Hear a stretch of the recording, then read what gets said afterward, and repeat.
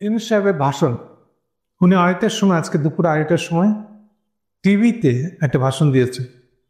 আয়োজন হিসেবে খুব সাংঘাতিক, সবাই তাকায় আছে। খুব কম মানুষের বোধহয় বাকি ছিল যে টিভিতে উনি কি ভাষণ দিচ্ছেন সেটা না দেখছে। যার সুযোগ ছিল কেউ বোধহয় বাদ দেয়নি। কিন্তু এই ভাষণটা সম্পর্কে আমার সবচেয়ে ছোট্ট একটা বক্তব্য হল, আজ থেকে ইউনূস সাহেবের নাম হয়ে গেল জেনারেল মঈন।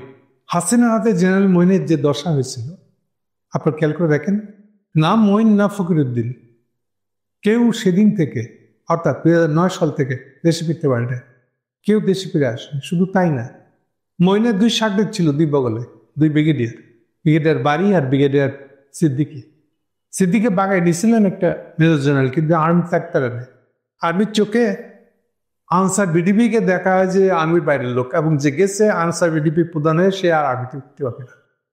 একটা উষা নিচা জাতের লোক মনে করা হয়। তো উনি মেজর জেনারেলকে রক্ষা করার জন্য আনসার বিডিপিতে পাঠিয়ে দিয়েছিলেন ওনাকে, কিন্তু তিনিও বাংলাদেশে ফিরতে পারেন নাই, থাকতে পারেন নাই। আজকে ইউনূস ভাষণের পর থেকে ইউনূস সাহেব নিশ্চিত করে ফেললেন আমাদেরকে, আমরা যে মেসেজটা পাইলাম যে উনিও কোনো মতে এটা তারেকের উপরে চড়াই দিয়ে চলে যেতে চাচ্ছেন, আর জীবনে কখনো দেশে ফিরবে না। এবং সেটা একা ইউনূস সাহেবের না, তার উপদেষ্টারাও কেউ আর দেশে ফিরবেন না। কথা এত বইয়ের ভালো হচ্ছে, আর একটা শব্দ বলে দিই, এরকম কথা আমার কানে আসছে। তারা কোথায় গিয়ে উঠবে সেই রাস্তাও ঠিক হয়ে গেছে। ইন্ডিয়ার জন্য না, সরি, হাসিনার জন্য না ইন্ডিয়া আছে, ওনাদের জন্য কোন দেশ আছে? এই দেশটার নাম শুনেছি ইস্ট তিমুর, অনেকে চিনবেন না হয়তো। এটা এককালে ইন্দোনেশিয়ার একটা দ্বীপ ছিল, খ্রিস্টান, ইন্দোনেশিয়া মুসলমান, কিন্তু এটা খ্রিস্টান অধ্যুষিত। এটা আলাদা করা হয়েছে, আলাদাভাবে ইস্ট তিমুর নামে স্বাধীন দেশ ঘোষণা করা হয়েছে। শুনেছি ওনাদের গন্তব্য ওখানে, এবং অনেকে সেখানে জায়গা, থাকার জায়গা, বাসা, ফ্ল্যাট ওটাও নাকি কিনে ফেলেছে। তো সেই জন্য ওনারা যে জেনারেল মঈন হবেন তা রিফ্লেকশন হলো আজকে। হচ্ছে আমার প্রথম রিয়াকশন। সেকেন্ড রিয়াকশন, এটা একটা দায়, সারা অবশ্যই দায় ঠেলা। কিসের দায়? ওনাদের হাতে ক্ষমতা পড়ছে, ক্ষমতা ছেড়ে যাইবেন কেমনি, ওই অর্থে দায়। এই দায়টা ফেললেন ওনারা এভাবে, যেভাবে আজকে বক্তৃতাটা দিলেন। আরেকভাবে বলা যায়, এটা হলো বিএনপির তারেকের হাতে ক্ষমতাটা তুলে দিয়ে পলায়ন, তার কাণ্ডটা আজকে করে ফেললেন তিনি। এবং এটা এত স্টুপিড কাজ, এটা বোকা কার্পেট কাজ। দেখেন, মানুষ একটা জায়গায় বোকা হইতে চায় না। ওই যদি দেখে এখানে আমার মৃত্যু হয়ে যাবে, মরার চান্স আছে, ওই জায়গায় মানুষ বোকা হয় না। তার যদি মৃত্যু না হয় এটা নিশ্চিত করে সে কাজ করে। তো এই বক্তৃতার আজকে এমনই গাধার বক্তৃতা, এমন স্টুপিড বক্তৃতা, যে উনি যে ফাঁসির দড়িতে লটকাই দিতেছেন এটা উনি খেয়াল করছেন না। নিজের স্বার্থ দেখার জায়গায় উনি নাই। উনি নিজেকে, নিজের একটা অস্বাভাবিক মৃত্যু যেন ঘটে সেটা টেনে আনছেন, নিশ্চিত করে দিয়ে গেছেন আজকের বক্তৃতা দিয়ে। উনি এমনই বেপরোয়া, এমনই ডেসপারেটলি উনি তৃতীয় দেশে আশ্রয় খুঁজতেছেন কোনো মতে একটা ফালাই থিয়া, যে যেভাবে ফালাই যাইতেছেন তাতে যে উনি যাওয়ার আগেই ফাঁসি দড়িতে লটকে যান, এইটাও খেয়াল নাই ওনার। শুধু উনি না, উনি এবং ওনার উপদেষ্টারা, ওই যে যেগুলো বিশেষ সহকারী যোগ দিয়েছে, এগুলাও কেউ আর যাবে না। কিন্তু কেন এই কথা বলছে সে জায়গায় যাবো। যেমন দেখেন, প্রথমে যদি জিজ্ঞেস করেন, উনি গণভোটের অপশন রাখছেন। সবাই মনে হচ্ছে এটা বেশি গুরুত্বপূর্ণ, যেহেতু উনি গণভোট আর ইলেকশন একসাথে করতে চাইছেন। এটা দিয়ে মনে হচ্ছে যে উনি বিএনপি পক্ষে চলে গেছে। না, এটা গেছেন না গেছেন কিছু একটা হয়েছে। প্রথম যে কথাটা হলো, গণভোটের অপশনটাই আবার রাখছেন কেন? এটা তো ওনার কি লাভ হয়েছে, দেশের কি লাভ হয়েছে? না, এতে না ওনার কোনো লাভ হয়েছে, না দেশের কোনো লাভ হয়েছে, না কনস্টিটিউশনের কোনো জিনিসই লাভ হয়েছে। গণভোটটা করে কেন, মানে দরকার পড়ছিল কেন? বলি আইডিয়া, গণভোটের আইডিয়াটা কেন, এটা প্রয়োজনটা কি? গণভোটটা প্রয়োজনে এই কারণে যে 8ই আগস্ট থেকে যে সাহেব ক্ষমতাটা নিচ্ছে, এই ক্ষমতাটার ভিত্তি কি? কনস্টিটিউশনাল ভিত্তি। এইটা প্রশ্নবোধক ছিল।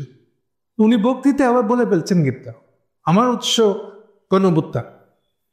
আচ্ছা, গণভোট্যানে যদি আপনার উৎস, তাহলে আজকে এটা সিগনেচার করার জন্য প্রেসিডেন্টের কাছে পাঠাইলেন কেন?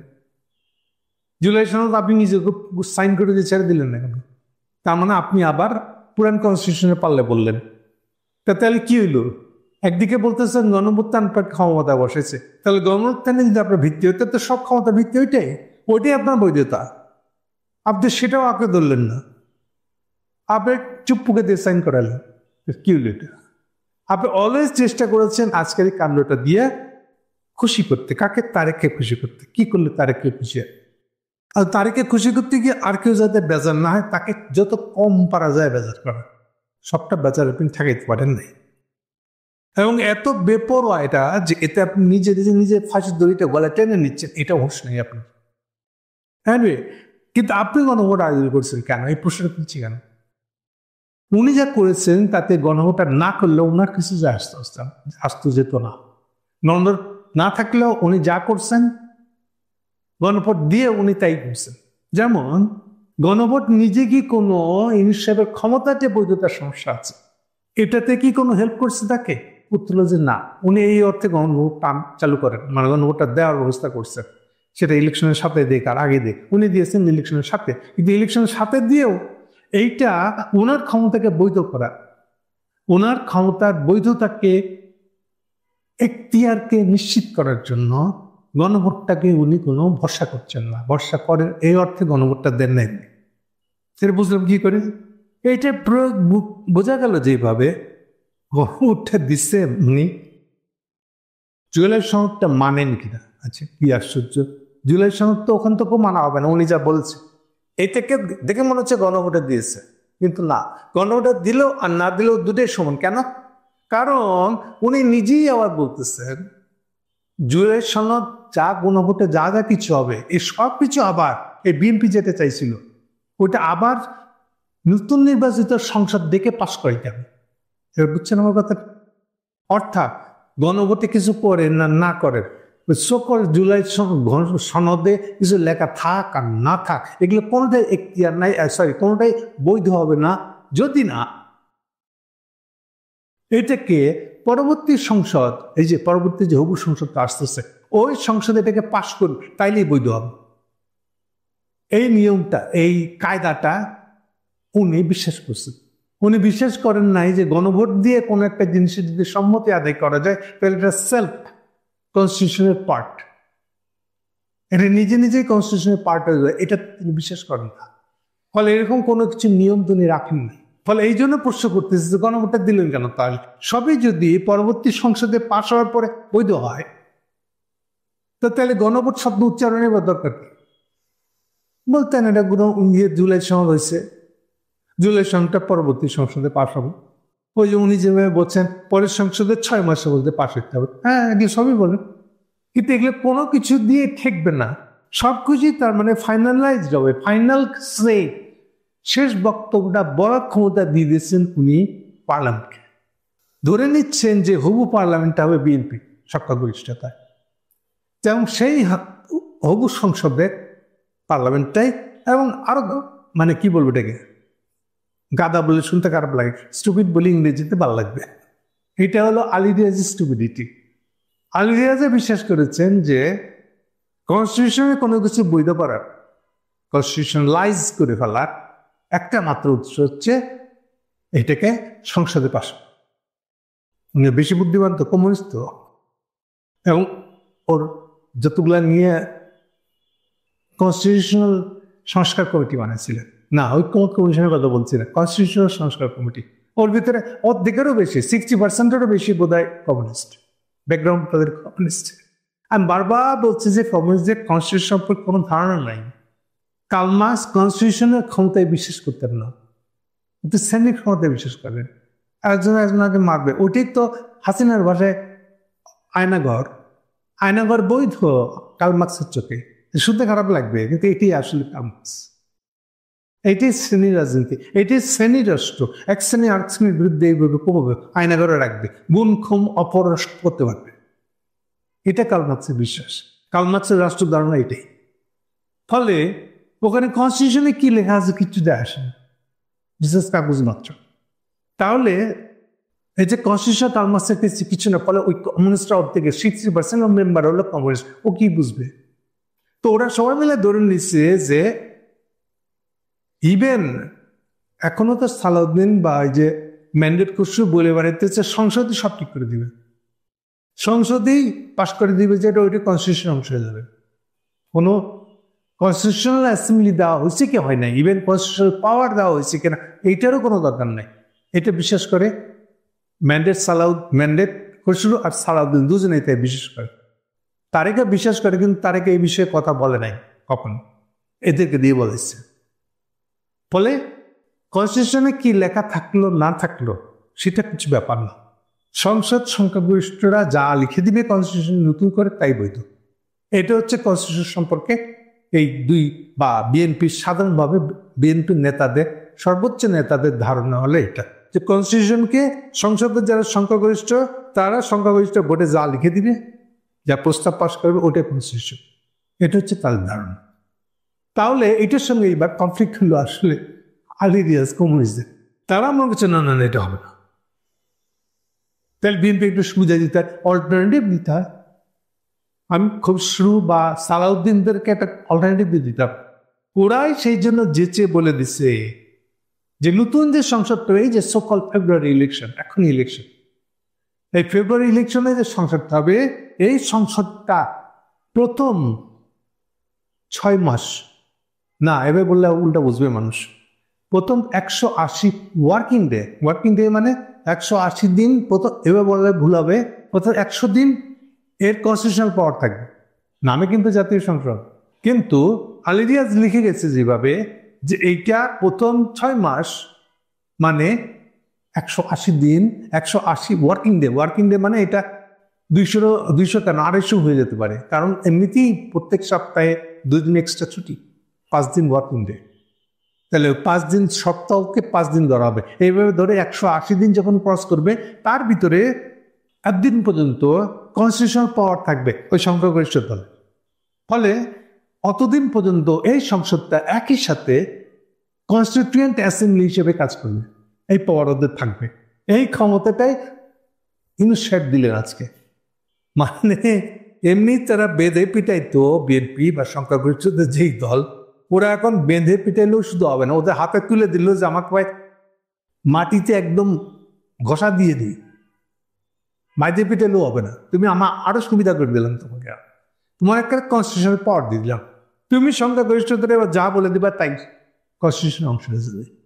এবং খেয়াল করেন, জিনিসের ক্ষমতা নিচ্ছেন 8ই আগস্ট 2024। এই 2024 থেকে শুরু করে এখনো পর্যন্ত তার ক্ষমতা কোনো বৈধতা নাই। এটা না পুরান কনস্টিটিউশনের অংশ, না কোনো নতুন বৈধতা তার আছে। এই বৈধতাটা নেওয়ারই সুযোগ ছিল আসলে যদি উনি গণভোটে দিতেন।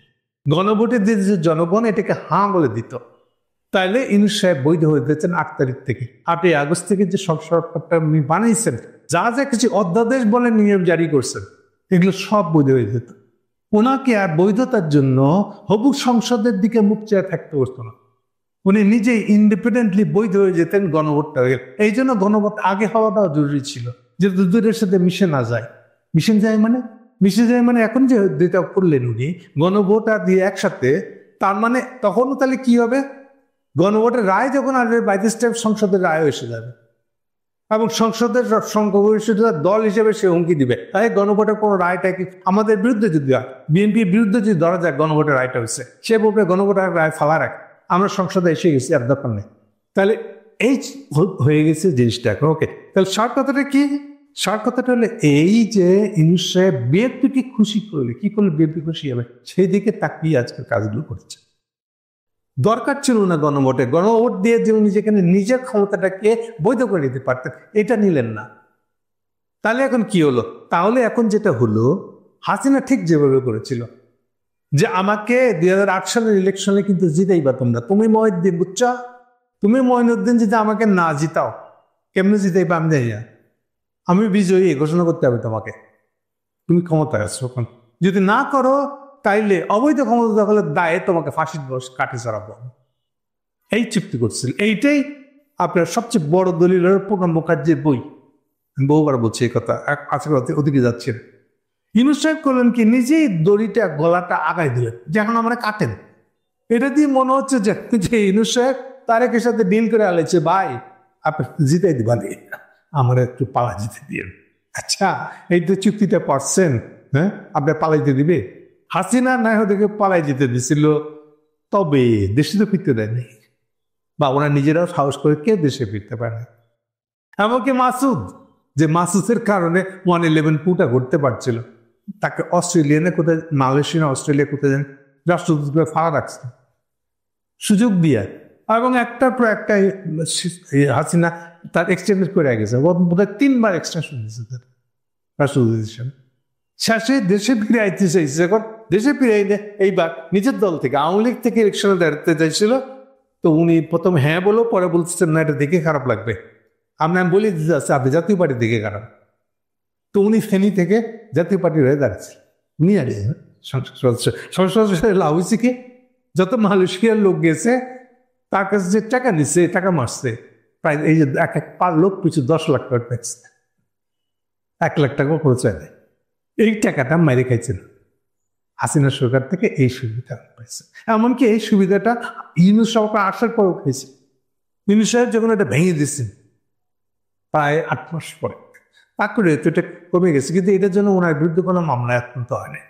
মালয়েশিয়ায় বহুত হয়েছে করছে ইউনূস সাহেব, কিন্তু কারো বিরুদ্ধে কোনো মামলা হয়নি। এনিওয়ে, তার মানে মাসুদরা এইভাবে সুবিধা পাইছে।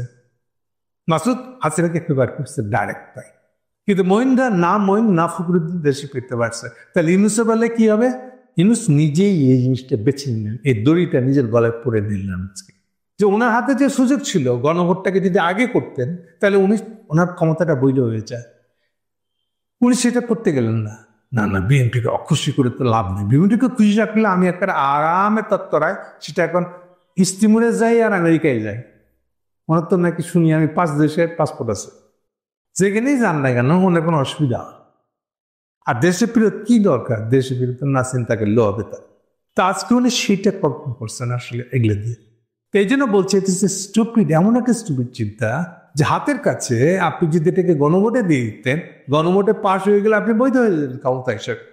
তা আপনি সেটা করলেন না, আপনি বিএনপিকে খুশি করার জন্য গণভোটে একসাথে দিলেন, যাতে গণভোটে কোনো প্রভাব না থাকে।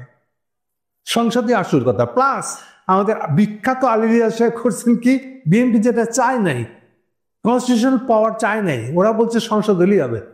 আলী রিয়াজ ওইটাকে আরো বলে দিচ্ছে, প্রথম সংসদ তো বটে, একই সঙ্গে তাদের কনস্টিটিউশনাল পাওয়ার থাকবে টোটাল 180 ওয়ার্কিং ডে এর পরে, এবং সেইটাই মূলত পাস হয়েছে। তাহলে কি পরিমাণ ক্ষমতা দিচ্ছে এবার চিন্তা করেন। মানে এটা হলো যে চেয়ে ফাঁসির দড়ি নিজে পরাত্মক আরো খারাপ কিছু। অনেকটা যেন ফাঁসিতে লটকানোর আগে নিজের কবরটাই নিজে করে রেখে গেছে, ভাই আমি ফাঁসি হয়ে গেলে পরে আমাকে ওই কবরে দিয়ে না। এনিওয়ে, কি বলবো নাকি।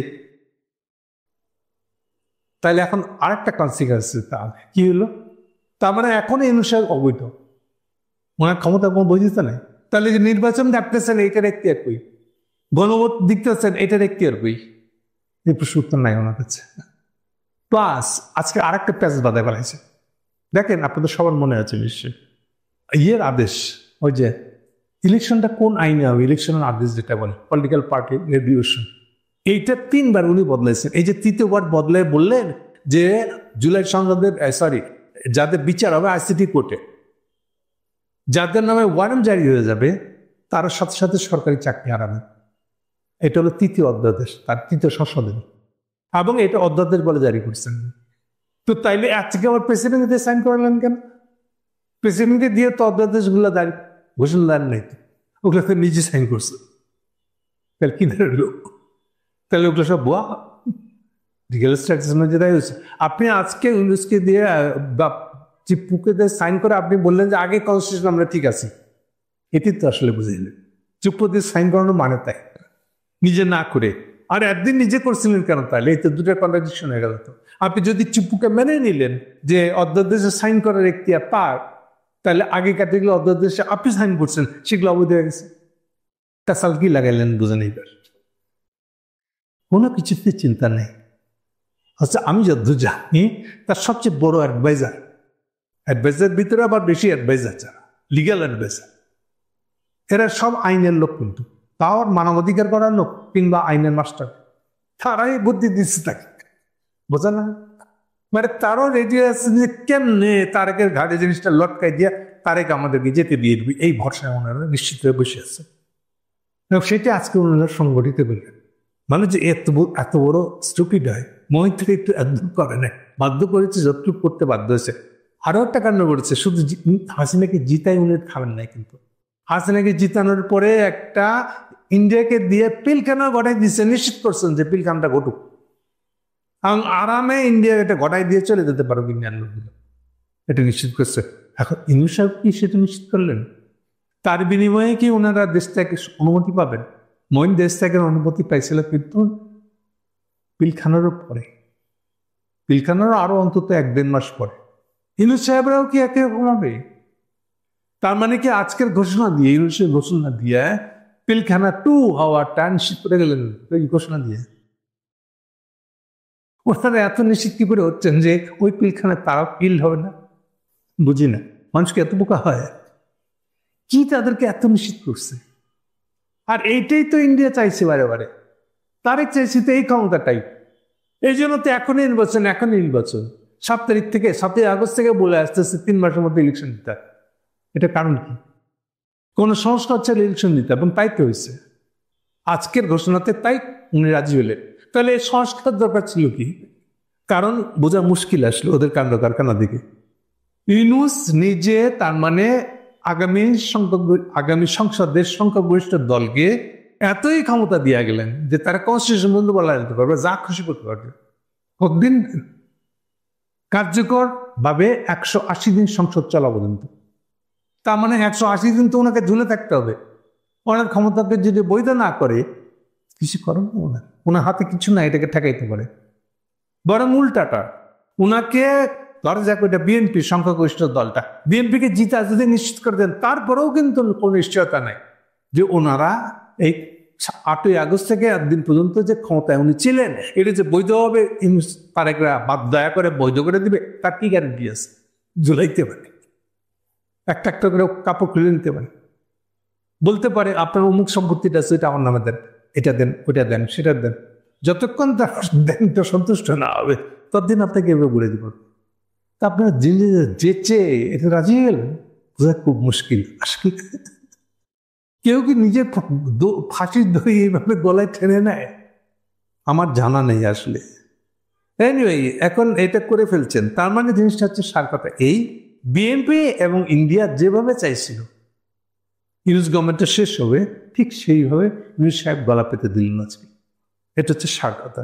তার নিজের ক্ষমতার বৈধতা পাওয়ার সুযোগ ছিল, সেটাকেও নিলেন না, এটা বিস্ময়কর। তারা এতই নিশ্চিত যে একটা কনস্টিটিউশন রাজনীতি না বোঝা ইউনুস সাহেব, একটা অজ্ঞ এ ব্যাপারে ইউনুস সাহেব, তার নাদানিদেরও কোনো সীমা থাকলো না। এমনই নাদান যে উনি নিজেকে বাঁচানোর কোনো চেষ্টা না, নিজে দেখতেছেন যে ফাঁসির দড়িটা সামনে আসতেছে, উনি আরো ওইটাকে ডেকে নিয়ে গলায় পড়ে কপাল। সো ইন্ডিয়ার হাতে চলে গেলেন, বাংলাদেশকে আরেকবার ডুবে দিয়ে গেলেন পায়া তারেক এবং ইন্ডিয়া। এবং মহিনার মতন তো বেরিয়ে যাবো চিন্তা করছেন, পারবেন কি না ওটা দেখার জন্য আমাদেরকে ওয়েট করতে হবে। খালি একটা কথা বলবো সাথে, লাস্ট কথা, আজকে আদালত পরে একটা মজার ঘটনা ঘটেছে।